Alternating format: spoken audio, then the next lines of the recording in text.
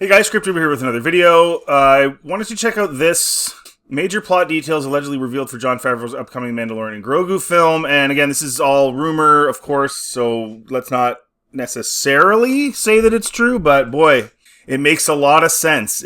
Like, sometimes rumors are like, what? You're like, that's dumb. And then there's other times where rumors are like, that actually makes logical sense, and the way that the people making this, the showrunners, whatever, this movie, Favreau, Filoni, it would make sense that they would think this way. Some major plot deals have allegedly been revealed for Jon Favreau's upcoming The Mandalorian and Grogu film, specifically regarding the fate of Katie Sackhoff's Bo-Katan Kryz character, who in many ways kind of overshadowed Mando. First it was Grogu, then it was her, and then he overshadowed Boba Fett. Like, they make these shows named after these characters, and then the main characters get overshadowed by other characters, and it's just becomes a bit of a muddied mess, but whatever. Luke Skywalker to feature in Jon Favreau's The Mandalorian and Grogu film. Okay. I've been saying that for a while, that I think that's their only play. They're pretty desperate to have a success, and I think one of the pretty much guaranteed ways you're going to get some money is if Luke's in it. I do think, to some degree, it's not going to have the same level of impact as it might have had they not screwed up so badly on so many other things. And including Luke, making Grogu choose, even though he literally saved the galaxy through his love for his father, his attachment to his father. So that was supposed to be one of the big changes in his Jedi Order, was that, you can have attachments. You just have to have love is the most important thing, and be willing to sacrifice yourself. But no, he reverts back to the old Jedi ways for reasons we don't know, and makes Grogu choose. And so I think a lot of people are going to be like, you guys have already kind of screwed around with Luke. So I think there's, putting Luke in there, it's going to help the film make money, but I don't think people are that thrilled as they would have been. So WDW Pro shared a rumor that Bo-Katan's character may have been set up to take the crown as the Mandalorian at the end of the film. And that seems to have been jettisoned now, which again was very predictable.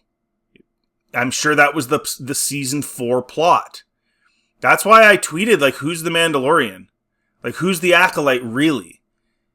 Like, they mix everything up to where you're like, oh, so was Kamir the Acolyte? Because he was under Plagueis, essentially. Was it May? Was it Osha? It was May at the beginning. Was it Osha at the end? Was it still him? Does anyone know? Who's the Mandalorian? Is it Bo?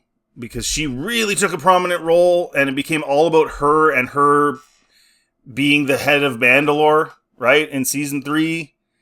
So that sounds more like the Mandalorian to me than some guy who kind of is a Mandalorian, but is a bounty hunter to start. It's weird. And you can draw your own conclusions for why Favreau and company would decide to do that. Now, if true, they're doing that because they've finally had a wake-up call. And that's a good thing. It now seems that Bo-Katan will sacrifice herself, apparently, in order to save the Mandalorian and Grogu. That's a big deal. It is. Now, some would make the argument that that's once again a show of the woman power thing, which they have to do. Like, Favreau has to do that. Filoni wants to do that. Favreau has to do that, or Kathy won't approve it. So, I mean, I don't really care. That's fine. But that, with everything that's happened before, that does seem like that's the reason behind it. Might not be. But knowing Kathy, that seems like, what she does. I do think it's going to be difficult for them to make that make sense when you have Grogu. The Grogu's a big problem because he's so powerful that I can't imagine a situation where they would even need her.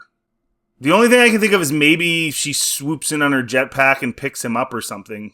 But even then, it's like, he's so powerful. I don't know. I don't know how they're going to do it, but okay. That at least she's going out in a good way and not becoming the Mandalorian, even though it's just, don't call shows the name of the characters. That's another one of the problems. It's so boring. All these shows, they're all just the character instead of some cool name. It's lame. Furthermore, he shared, I'm told that Luke Skywalker will appear in this film with a very young boy, a very, very young male. It'll be Ben. Solo. I'm not sure if that means infant. I'm not sure if that means toddler. I'm sure that that means very young child. In my sequels reimagined on YouTube here, I did do a scene where Luke is looking back at a 4-year-old Ben. He's watching a projection from R2 and thinking about him. That just made sense to me. I don't know why they wouldn't have done that in the movies, in the sequels.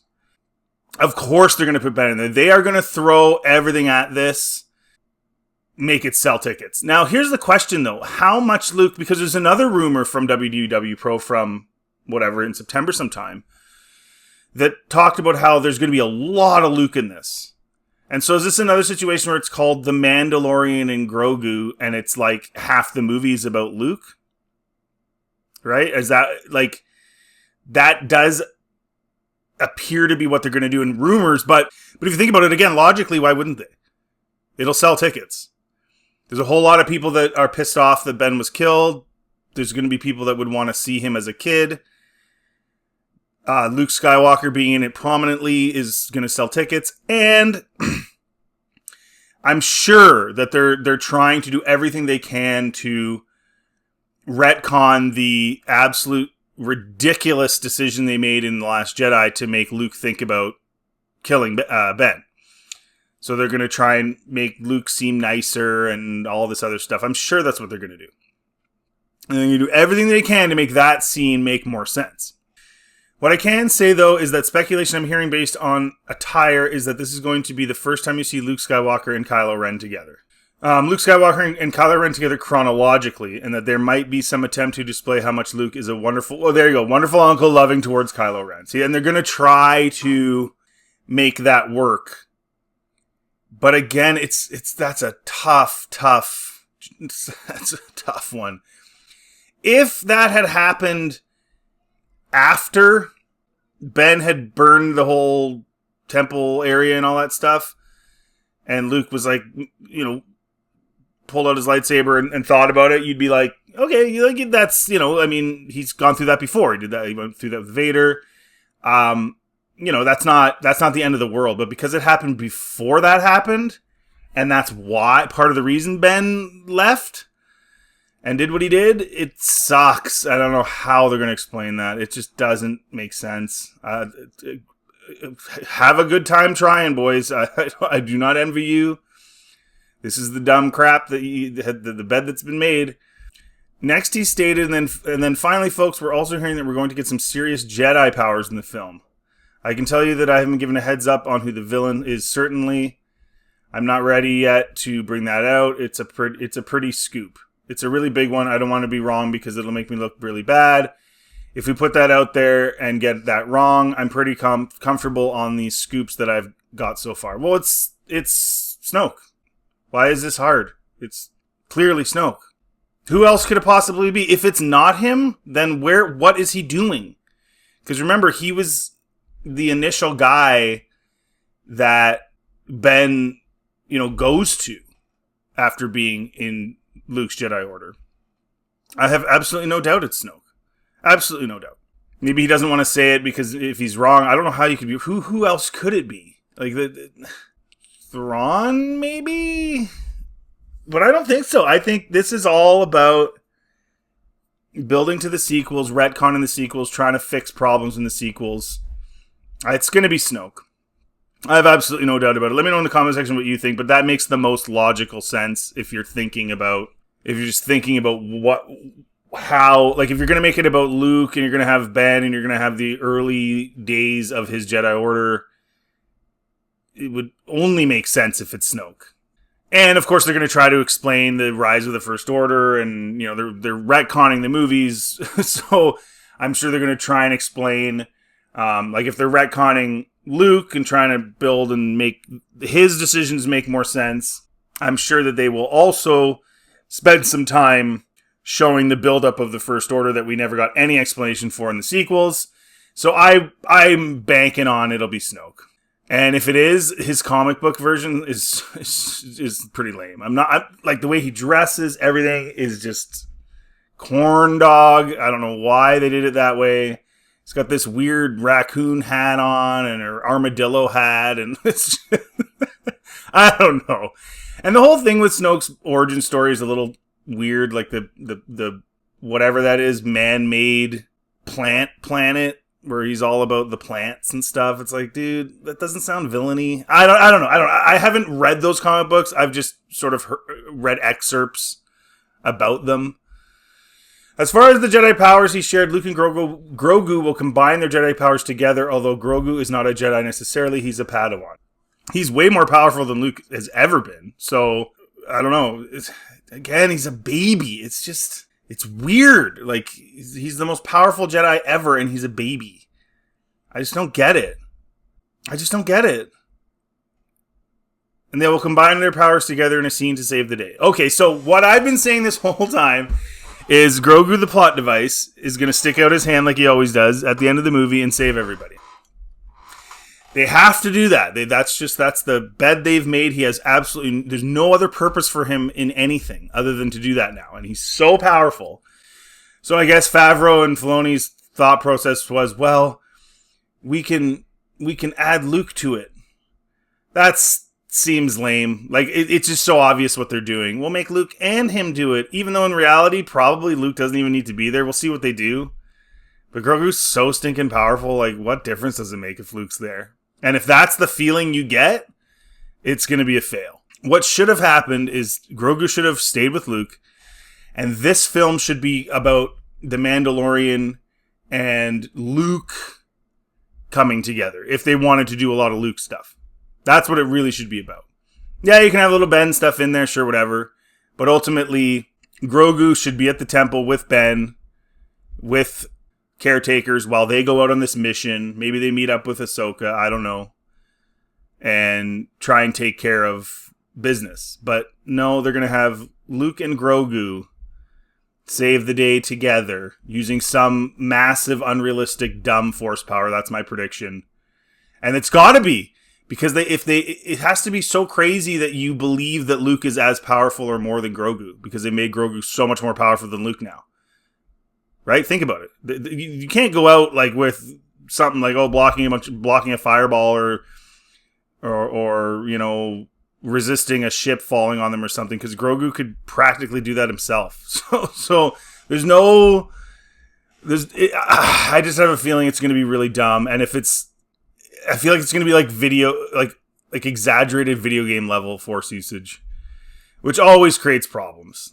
It never should have escalated to these. Like, I don't mind it in Jedi Survivor, a video game, even though it's canon. It's a video game. You got to have things exaggerated. But when you start doing that in like live action stuff, it just gets it screws up continuity, and we saw that even in the prequels with some of the stuff that George added that was never used, and you're going, why didn't they use some of that stuff in the OT, right? Like, keep it low key, make it matter story wise, but keep it low key in terms of what it actually is, I guess is what I'm trying to say. That's the best way to do it. From there, he declared this will be the end of the Mandalorian and Grogu story arc. Flat out, it's over. Okay. Will they appear in the rest of the trilogy? Perhaps where the story arc as a combined duo comes to an end in this film. No season 4, no season 5. That is a wrap. Good. That's what I like to hear. So maybe he does go back with Luke. Good. So maybe he's one of the little babies that gets burned or whatever. I don't know how that would be possible. He's so force powerful, but whatever. But again, that makes the whole title of this film weird. Again, The Mandalorian and Grogu is going to be a trilogy. And I have heard those rumors, right? And then Filoni's movie that he's doing himself is like the finale of the trilogy that combines, like, they got to have Ahsoka season 2 done and all that other stuff to be able to do it. So why would you call it The Mandalorian and Grogu? Whatever. It's just, there should have been a main title, like, look at like Heir to the Empire, right? And then there's subsequent titles. Finally, he revealed Boba Fett might show up in this movie. Whatever. Boba Fett's ship has sailed as far as I'm concerned. This show sucked. As far as the claim that The Mandalorian and Grogu will be the beginning of a new trilogy, this was rumored at the beginning of January following Lucasfilm's announcement of the film. Jason Ward at Making Star Wars said, my source, the original source who first told me that season 4 would be a movie, told me that this is going to be a trilogy. Well, that's the plan, because they're going to have this come out, then Ahsoka season 2 come out, and then eventually have Filoni's finale of this whole post-Jedi arc. He continued, and I'm going to add a caveat that's just my additional sense on it, is that it's a trilogy if the first one connects. Okay, so they've left it open-ended if the first one connects. If the first one is a big film, they'll go forward and make 2. If the first one is $350 million, if it's Indiana Jones money, then they're probably just going to do the 2 and then wash their hands with it. Those 2 films are going to happen. Yeah, so the Filoni one is going to happen. So they're gonna do 2 of them regardless. I mean, with Luke in it, it's going to make money. It is. It's just a fact. My prediction was, before knowing how much rumored Luke, like if he's in it this much, maybe it will get up to the billion mark. But my prediction was it's going to get, $750 million, something like that. And that might happen anyway, even with a lot of Luke in it, because people are kind of, like I said earlier, kind of ticked off with what they did with him. That rumor appeared to be confirmed by Moff Gideon actor Giancarlo Esposito during a recent appearance on Dragon Con. Culture Slate reported that Esposito shared, as in the MCU, Disney will figure out how to join all these characters into one really great movie or TV show. That's my sense where it will go. Why does everyone want to be the MCU? He continued, Dave Filoni and Jon Favreau have a new vision, continuing on with a Mandalorian movie. My sense is that it's all going to converge at one point or another, and we're going to have another set of a trilogy or more of films.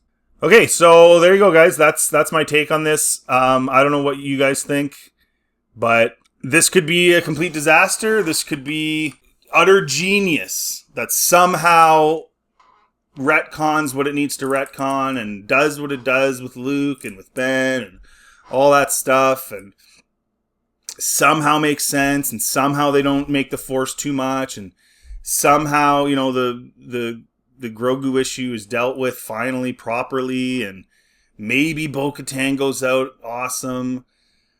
But this is Disney Star Wars, and we know that is, mediocrity at best is the best case scenario.